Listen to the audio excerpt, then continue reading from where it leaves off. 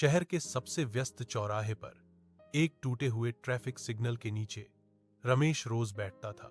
वह एक भिखारी था जिसकी दुनिया सिर्फ उस कंक्रीट के चंद फुट के दायरे में सिमटी हुई थी। उसके बाल उलझे हुए और कपड़े इतने मैले थे कि उनका असली रंग पहचानना मुश्किल था।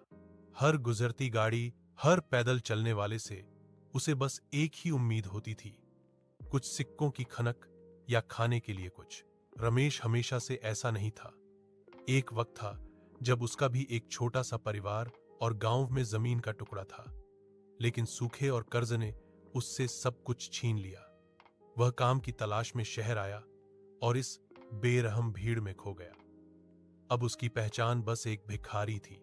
लोग उसे देखते, कुछ नफरत से मुंह फेर लेते, कुछ तरस खाकर अपनी जेब से कुछ सिक्के उसकी फैली हुई हथेली पर रख देते। रमेश सब कुछ चुपचाप सहता। उसे भूख से ज्यादा अपनी बेबसी चुभती थी। एक बरसात की शाम, जोरों की बारिश हो रही थी।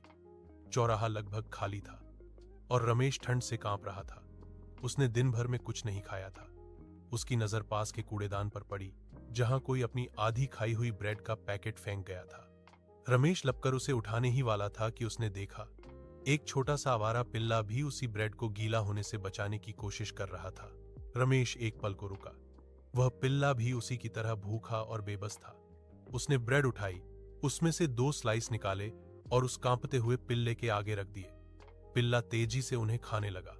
रमेश बची हुई ब्रेड लेकर वापस अपनी जगह पर आ गया।